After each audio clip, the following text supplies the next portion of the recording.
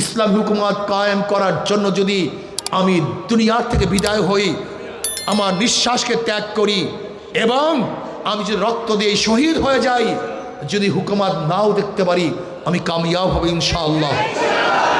ইসলাম হুকুমত কায়েম করার জন্য আজকের থেকে আবার আমরা পুরো উদ্যমের সাথে নেমে পড়ব, সবাইকে দাওয়াত দেব, সমস্ত মানুষকে আহ্বান করব ইসলাম হুকুমত কায়েম করার জন্য বাংলাদেশে গণবিপ্লব করবে ইনশাআল্লাহ।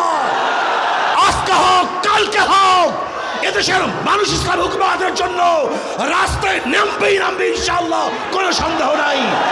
কাজে আসুন ইসলাম হুকুমতের জন্য আজকের থেকে আবার নতুন উদ্যমে আমরা কাজ শুরু করব। নয় সমাপ্ত কর্মমোদের অবকাশ কোথায়, বিশ্রামের আমরা হেরে যাব না, থেমে যাব না, থমকে যাব না, রাজপথে লড়াই করবে ইনশাআল্লাহ। আল্লাহ আমাকে এবং আমাদের সবাইকে রাজপথে ইসলামের জন্য, ইসলাম হুকুমতের জন্য লড়াই করার তৌফিক দান করেন।